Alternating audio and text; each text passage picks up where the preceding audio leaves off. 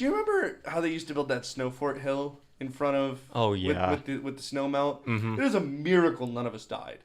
Yeah. It is. It is They just. let us on that thing. I know. Like for a school as restrictive as it was with things, they Right. just let us on a mountain. Like not during recess typically, No, but but like after school. yeah, you could go on If you that. lived near the school, which both of us did, you could just Yeah. walk up there and be like, "Yeah, sure, whatever." Dig out a little hole and die. I still don't know what happened to Billy. But like, anyway. So yeah, when we were kids, there was we lived near our school, and our school would just push all of the snow in the wintertime off to the side, Yeah. where it would just kind of awkwardly sit, and there would be a snow pile, and we would refer to it as the snow pile. As creative as we were. Right, and it's this little, I don't know, 10-foot mound. Yeah, because it was taller than the basketball hoops. Oh, The yeah. basketball hoops were not a regulation 10 feet, so I'd say around 10 foot. It's about 10 10, foot. 10 to 12. Right, and it runs 20 yards, maybe less. Yeah, the length of a parking lot, isn't that like 84 feet standard? So like, I just pulled that number out of thin air. yeah, I don't know, but it's not super long. It just, But it just is- pictures the length of a... When you're like 3 foot nothing, that's tall as hell. So they just let us like climb on that and push people off. And the snow, I mean, the snow would melt and refreeze and melt and refreeze and melt and refreeze, and it would end up being this hard packed, super like, it's basically just a chunk of ice on top of which new fresh powdered snow has been put on top of throughout the duration of the winter, right? So now you've got the situation where you've got like little kids climbing up this Everest like Sherpas on their way to their death, and they're just like, they're dodging other children who are falling down, and there's this powdered snow on top, which makes it very hard to grapple onto things, but underneath is this incredibly hard solid ice that is Yeah. also incredibly slippery, and this is what we called fun. We Yes. did this for fun, and it was fun. It was. Damn You it! And like you'd go out, You like could literally like dig through the snow at the top, like and make a fort where the bottom's just solid ice. yeah, it was totally cool. Yeah. It was absolutely wicked. And you'd go out like the first time, and you'd take plastic shovels, right? And your parents would be like, "Bring home the plastic shovel," right? Yeah. And the next time you'd be like, "Hey, this plastic shovel, this isn't getting me anywhere. This thing is like a hunk of ice at this point." So you'd go home, and you'd have seen like probably on a cartoon, some character doing that whole like ice pick thing. Yeah. And you're like, all right, I need to find a large metal object with which to like hurl myself up this cliff. So you would steal a couple of your dad's chisels or hammers or things, and you'd try and make it up, and you'd fall. And invariably, like the hammer would fall on your friend's leg, and they'd be like, "Oh my God, my leg!" And you guys would have to lie about how they'd hurt their leg. And then you'd spend the whole rest of the afternoon, concocting the lie about their leg while they were like, "My leg hurts," and you'd be like, "Shut up, ice it," and they'd like put it on the. Yeah. Those were the days, man. The world needs more ice piles. I swear I've seen blood on that ice multiple Oh, times. absolutely, and urine. Oh yeah, we don't talk about that though. Yeah, we do. That was a key part of it. I mean, Yeah. that made it. First of We all, never then saw there's this anybody huge do it. Part you just gotta like avoid. Oh no, it had to be like some creepy janitor or something. Yeah, I don't think it 'cause- was a kid peeing on the snow pile. Yeah, because we weren't exactly the troublemakers. We just did dumb. Right. But so we weren't the type to pee on it. No. But I would have had suspects on who it would be, and I couldn't see, and I'm No. sure I would have seen them had they done it. Yeah, and I don't think any of the kids peed on the ice Yeah. pile. I think some weirdo miscreant Yeah. in the neighborhood probably peed on the ice pile. Awesome. Do you remember that time? No, we'll talk about that off air. Yeah, we definitely should not talk about that on air because Yeah. that was the thing I'm thinking of was a pretty scarring experience. Do we have like a grade school wholesome memory corner here? Any thoughts? I remember that time you flushed a citation down the toilet. You were so pissed. twice. That was some serious No. civil resistance. I wasn't really pissed. Because the way it worked was You flushed two. twice. Yeah, you flushed 2 of them, but it wasn't the same day. No. Right, it was 2 separate occasions. Yeah. Yes, but I did. Well, Well, it was within a 3-day span. I got both of them. So the way this worked is that you had your homeroom teacher and you had another teacher. that you would go to for like 2 classes every day. Yes. So, and then this other teacher, we both didn't like, and I wasn't very good in that class. And to be fair, she did not like us. We Yes. were both great in one of her classes. Yeah. We were total geography nerds. Yes. Did you ever make the bowl? I made it 6th grade year, and for some reason I thought Pennsylvania wasn't by a coast, and I got out. And then I never made it again. Yeah. I always flubbed some dumb question, and I hated myself for it. Sometime we'll tell the tragedy of my... Oh, God. Because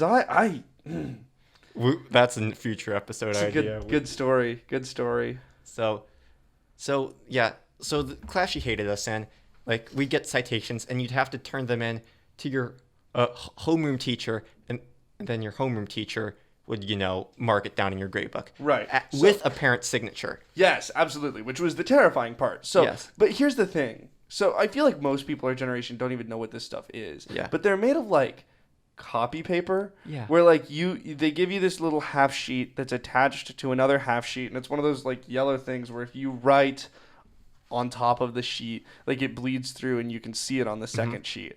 And I was, like, explaining this to friends of mine, and they had never seen, It was so like, weird. right through paper. It was like the pen on weirdest stuff top, in the world. pencil on the bottom. Right, and so you kept the, like, sad copy, and your teacher kept the good copy. You had to take the sad copy home to get it signed and returned, which, signed and returned used to be the most terrifying. That's like life without parole. Exactly. In child speak. But I got to thinking, and this was like, I got like 2 citations in a 3-day span, and I just got 1 last week, and I'm like, my mom's gonna be so mad at me. Right. And then, what were these for again? Oh, I only know what one of them was for, and I assume the other 2 were similar things. One was because I was playing paper football in class with a gripper. Yep. That'll do it. Yep. And so I'm like, wait a minute. And at this point, I knew my home teacher, and I knew she didn't know I had these citations. I knew that for a fact. I didn't know how I knew that, but I knew that. This is Yeah, she didn't know I had them. So I'm like, who, admittedly, great lady, easy to pull a fast one on. So I'm like, what if I just didn't turn these in? So I'm like, so my initial plan was just to hide them around, but I'm like, what if my mom checks my backpack for some reason? She'll see them, and if I throw it away, she'll check the trash. Then the toilet. So I just went to the toilet and flushed them both down. Have you seen Goodfellas? No. There's this scene where he has to flush like a ton of Coke down the toilet, and every time you tell me this story, I think of you just like desperately trying to get this whole citation to go down the toilet, which in my mind is like, it's like a much more difficult job. But like when you were a kid, you're like, you showed up back up to school the next day, and you're like, Joe Cool, and we're like, what the hell's up with Justin? And you're like, yeah, man, guess what I did? Flushed a citation down the toilet. We're like, what? No. Holy. You're like a fugitive. You're like Harrison Ford in The Fugitive. This is incredible. I can't believe it. What are you going to do? She's going to remember. She's going to find out. Your mom's going to find out. That girl's going to find out. You're going to get the chair. And it was just like this whole thing. Nothing ever happened from it. Nothing ever happened, which is like we just waited for the other shoe to drop. And I remember you being somewhat nervous about it. Oh, yeah, I was super nervous because I'm like, because like after I saw them vanish, I'm like, they're gone. Just the fear of the void comes from yes. I'm like, what do I do now? Do I just... Because I had no frame of reference for what to do. Because I'd always turned them in before. You were outside the law. Yeah. I was fairly good at talking my way out of them. Oh. That was my thing. I was always like, right. So, you gave me a consequence for X thing. Not only is A, X thing not actually against the rules, I checked because I'm that kid. B, also, I have clearly learned my lesson and become rehabilitated from my crimes. And at the time, I thought I was like, oh, I'm just incredibly persuasive, right? Like, oh my God, teachers just believe everything I say. And then later I realized they just didn't want to put up with my bullshit anymore. Yeah. So they We're let not gonna fight me you on go. this. Yeah, like who cares?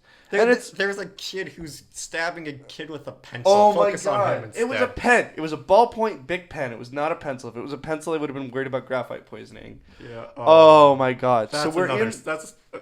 No, we're telling it now. We're going now. You can't bring up Okay. the pen story without telling the pen story. We're gonna end with this. Okay. Yeah, absolutely. So we're in the library.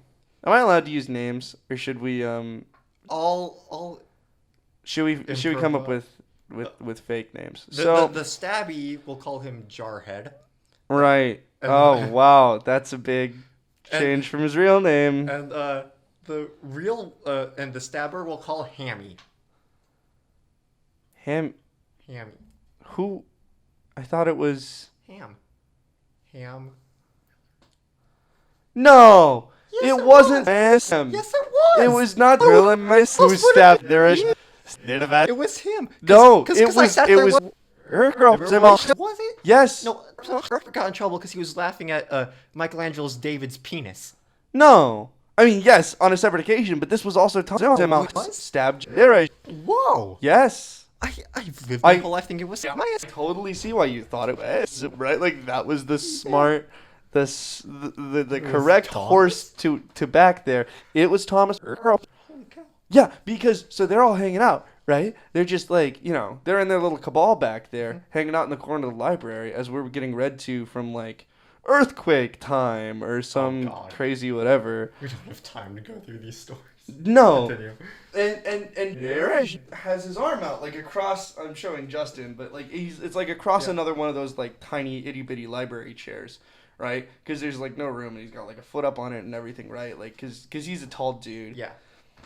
And so Sam, just out of the blue, like he and Herein been in conversation, and I think so. At the time, we had these things that they called shivs at our school. Yeah. Where they'd take a little pen thing, like the casing of a pen. They'd take the ink cartridge out and they'd put a thumbtack in it and they'd stab people with it. Right, I know what you're thinking. Hepatitis. It's a miracle it didn't happen. But I'm so gonna censor these names. yeah, so then name redacted, Yeah. stabber, like turns around, I think thinking he has one of these shivs in his hand. And then, if I remember correctly, he puts it like right into. Listener, flip over your elbow and look at the weird, like fleshy bit of wrinkled openness. Yeah, in your elbow, on like the reverse of your elbow. Notice how there's a lot of veins right there. Clearly core arteries to the end of your arm. Now imagine a pen, which you thought just had a thumbtack, and you thought we're just barely putting in there. Imagine you've just buried that SOP inside his arm. So Stabber stabs Thank God I Stab didn't have a E thumbtack. in his arm. Of course, Stab E's wearing a white shirt. Mm-hmm. So he's just had a ballpoint pen stuck into his arm. And so, was it Stabber or Stabby who pulled it out? Because we all just sat there for a minute. And somebody pulled it out of the arm. And immediately it just starts gushing blood all over. He's got this white shirt on, but he's got an injury, right? And so the first thought is take that injury and like bring it to your core, right? To like protect it. It's an instinct thing. Well, now it's just directly spraying onto his white shirt, and there is just blood everywhere. But also for a moment he like didn't notice what was going on. I remember that. So it's just like, and we all just look over, and it's just, sorry, name redacted. It's just spraying blood all over. Name redacted is just standing there looking at name redacted, being like, "Oh my God, what have I just done?" And our library teacher, Mrs. Purbaugh, sweet lady, Should we one of keep my that favorite name or teachers. not? Oh, sure, why not? Yay. She's this sweet little lady Oh yeah, from Chicago. she was the best. Not cut out to deal with this kind of. Just starts screaming. You cannot kill him! At the top. At the top of her impressively loud voice. For a librarian, especially. Oh my God. You cannot kill him! You cannot kill him! You cannot kill him! As if this was a rule that we needed to clarify. Like, right, no biting, no gouging, and you cannot kill him!